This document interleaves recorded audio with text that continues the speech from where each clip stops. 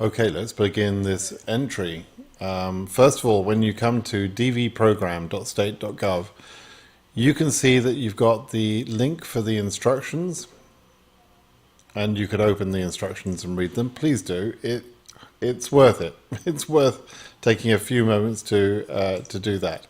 You can also have a look at the photo instructions and examples, and I've created some videos about that to help you understand how you should create your photo. Okay, but assuming that you have read the instructions and you have got your photos ready, you are ready to start your entry. So let's go through that process now. You click begin entry and you have to solve this CAPTCHA. Okay, so XDH 4DK. Okay, now if you can't read this CAPTCHA, you can always change it by clicking there. In fact, let me do that just to show you. Well, that's a little easier. It's a little easier to solve that one, right? So, so 664. Okay, so that looks good. Submit that, and if I got it right, it'll be in the next area, right? Okay, so I'm going to add some information for myself to do an actual entry. Let's see. Now I already have a green card, so I don't need to have sorry, I've already got a citizenship, rather, I should say, but I don't need a green card. But nevertheless, I can enter this lottery. It's no harm at all in entering the lottery, right? So in here, I'm going to put my family name. Now, family name is the name that typically in Western countries, there's a shared name amongst the family. Each of the family members would have their first name and perhaps a middle name, but they share a family name, and it's sometimes called last name in America. It's also called, in Europe, it tends to be referred to as surname. Now, for those countries that have sort of strange combinations of names, such as you only have one name, one typically longer name, or you have names with, you know, grandfather's name and your father's name and your great-grandfather's name and so on, you're going to need to be a little bit sensible about this and figure out how you can enter the name for your particular scenario. And I have created a video about that before, so by all means go and read that, go and watch that video. All right, so for most of you though, you're going to have a family name, your first name, and you can put in here middle name, or you can say I've got no middle name, right? So very simple. Choose your gender.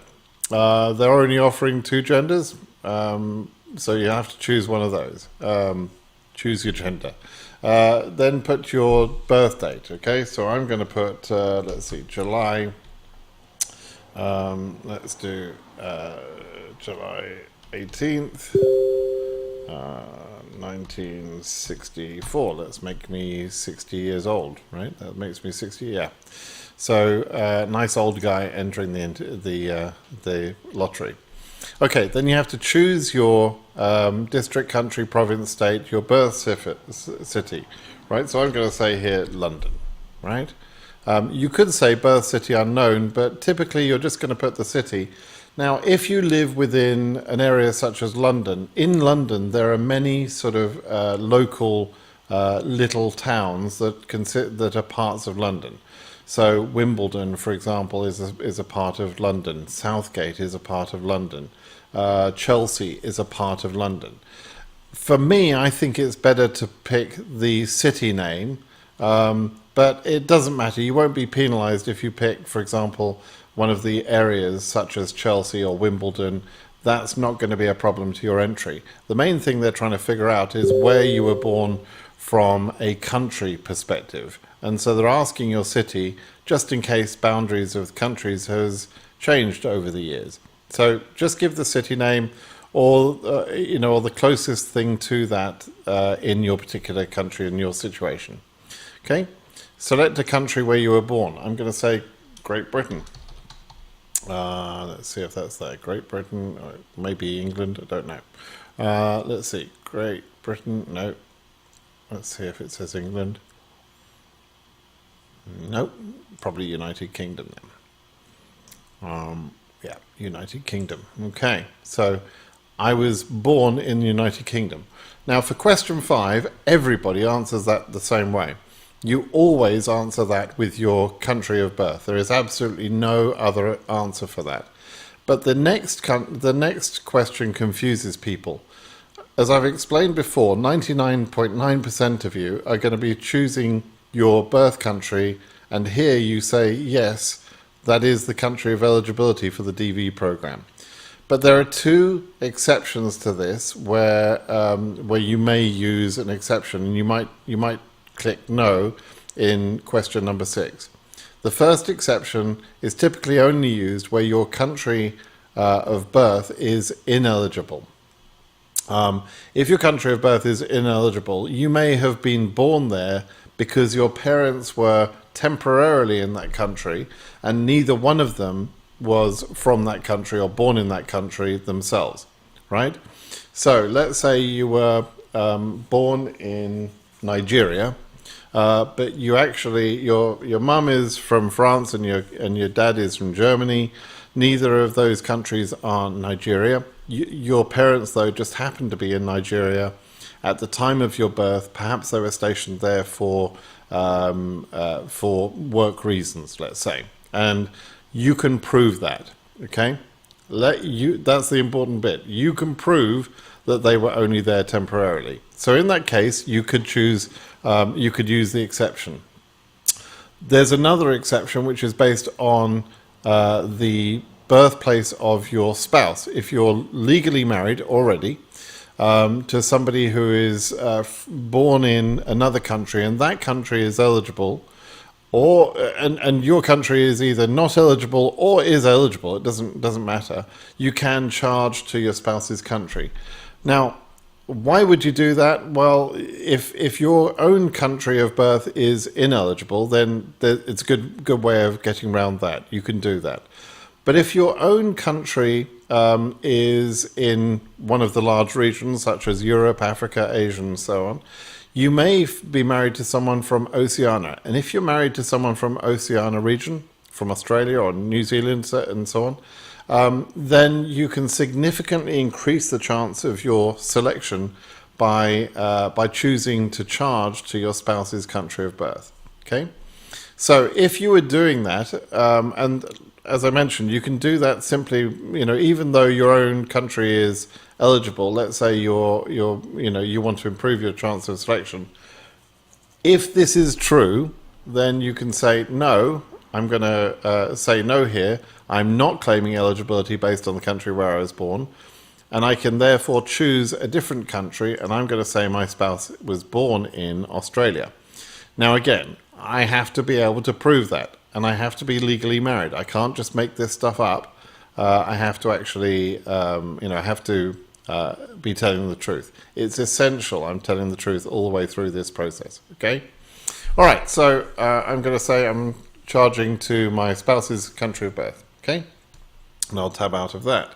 All right, go to the next question. I've got to upload a photo. So for the photo, I'm going to go into here, and I'm going to use, I think I'll use this photo. Okay, that's going to be my photo. So I have chosen my photo. My photo meets the requirements. It's 600 pixels by 600 pixels. And let me just show you, verification of that. If I right click on this and have a look at properties, then I can see, where is my properties? I can see the size is 184 KB. That's good. It's less than the 240 KB, which is the limit. And I can see here it's 600 by 600 pixels at 300 DPI, and that is exactly what you need to see as a minimum dimensions in terms of the number of pixels. Okay, it can be up to 1200 by 1200 pixels, but that's a photo that meets the requirements. Okay, now I'm going to put an address. Let's see. I'm going to say address line 1. Let's say number 1. New Street, and let's say address line 2, that's optional, so I'm going to leave that. Let's say Livermore, and province district county, so it's Alameda. I'm going to say I'm living in America. It doesn't matter, by the way, that where I'm applying from. It purely matters about my country of birth, right? So the fact that I'm living in America at the time of entering this makes absolutely no difference. So it doesn't change my chances of selection or anything else. Okay, so postcode, they've got, I'm a bit, oh, okay, so I should probably put California here. I was surprised that they didn't have state, but actually it's all there, and state is more powerful than county, right? These are kind of in ascending order, so I'm going to put California there. Okay, so that's my address information, nice and easy. Country where I live today, I live in America today. Nothing complicated about these questions, right? These are very, very simple questions. Phone number, that's optional, so I won't put it in there. My email address.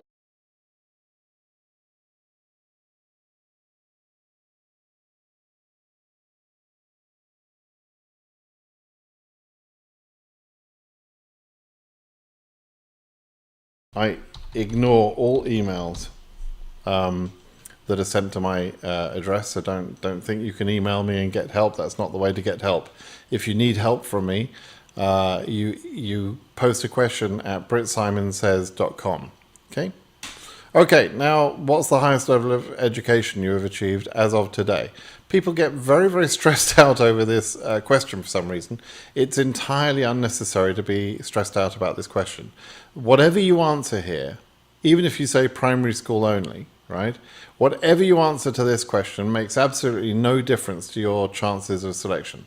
This question is collecting demographic information only. It's just demographics. So you don't have to choose a value here that you believe will be getting you picked, right? So don't, for example, choose master's degree if you don't have a master's degree. Don't choose university degree if you don't have a university degree. Don't lie in this question, but don't stress about it. Okay, so primary school only, that would be pretty unusual. High school no degree, or high school degree. These two are pretty much interchangeable. In some school systems they award a degree for high school, in some systems they don't. Pick whichever is true for you. Vocational school. Vocational school tends to be education towards a particular job, profession, or vocation. Generally speaking, you would not pick this because vocational school education is not actually useful in the DV lottery process. Some university courses. This means that you started university, but you either haven't finished it yet, or you started and you left university, but you didn't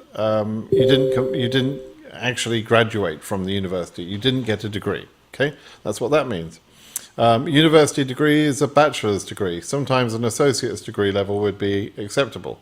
So you could happily answer university degree. Graduate level courses, master's degrees, these are for higher education. So some graduate level, meaning some education on the path towards a master's degree, or you achieved a master's degree, or you have a doctorate degree, like a PhD, or you have some education on the path towards a doctorate degree. Okay, so choose your level. Doesn't really matter what you choose. This isn't going to result in disqualification, but choose the level that you feel most matches your particular situation. Okay. Okay, then this is a big one. This is just like making a mistake. I should probably have mentioned when we were talking about these countries where you were born. If you get these questions wrong, you are likely to be disqualified. Okay, so for goodness sake, don't get these questions wrong. Always choose the country of birth correctly, and only answer no in country of eligibility if you need to do that and if you understand what you're doing. If you don't understand what you're doing, then stop right there. Don't enter the lottery today and ask me a question on britsimonsays.com. Okay, because if you get the combination of these questions wrong, you're going to be disqualified later on. Okay. Similarly, Your marital status is another question, and the number of children is another question. These three questions, the place of birth or chargeability, the marital status, and the number of children, those are the most critical, most important questions that you can answer on this form. Because if you get these wrong, you will be disqualified. If you say you are unmarried when you're actually married, you will be disqualified. If you say legally separated and you're separated but you don't have the legal paperwork to prove that, you will be disqualified. If you say you're divorced or widowed and you don't have the paperwork to prove that you are divorced or widowed, you will be disqualified, right?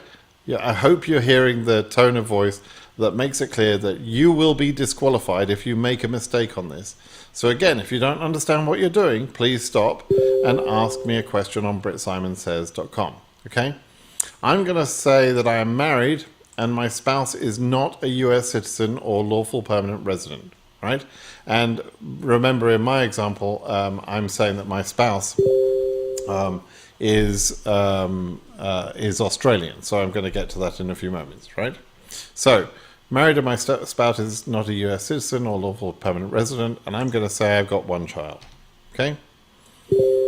All right, so because I've said married and because I've chosen one child, I'm expecting the form to then prompt me for more details, the derivative details.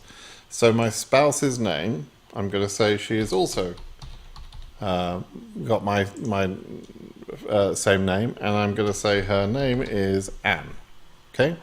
And she also has no middle name. She was born on, let's say, 11 being November, 05, so the 5th of November. So exactly, let's say she's exactly 40, so 1984. 1984, she's going to be, she's going to be 40 exactly when the program entry period ends this year. She's female. She was born in Sydney, Australia. I'm making this up, of course. And the spouse's photo, I'm going to choose this nice AI created photo, right? Which again, the properties of that exactly match the requirements, right? So again, just as I showed you earlier, I can show you that my properties, the file size is a good file size. It's worth checking this. 600 by 600 pixels, yep, I'm in good shape, right? Okay, then the child family name. So this is the kid. This is Mini Simon. Actually, it's going to be Mini Me, I think. So let's say Mini Me. And no middle name. And this child was born, let's say, and this child has to be under 21 and unmarried, right? So let's say this child was also born on the 5th of November, coincidentally, on the birthday. And this was 2008, okay? Which means the child is about 16 years old. Let's say this child is male. We'll say this child is born in London, United Kingdom. Whoops. By the way, when you choose the birth city for the children and for the derivative, it doesn't matter if those are different to your own country, or if those countries are not eligible. The child will be charged to your country of eligibility, and your country of eligibility, with the way I've done this form, is Australia to my spouse's country of birth. Okay. All right. Child photograph. Let's just add a photo, and we'll say this one. This is a very old-looking 16-year-old. So, and I know that one also matches the requirements, right? So. Now I've added all the information. I can review this information.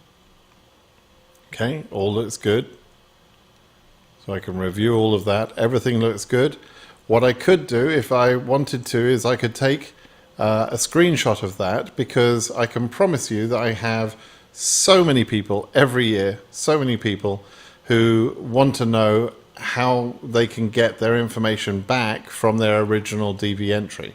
And the answer is you can never do that. You can never review your original DV entry. It doesn't matter what purpose you have, you cannot get it. So at this moment, exactly when you're sitting here, you could save this, right? You could save this page, which I think you would do. I don't know where you would do that. You just do a save, and let's see, save as. Yeah, so you could right-click and do a save, and save this whole page, or take pictures of it with your phone if you want. Just scroll down, take a picture, right?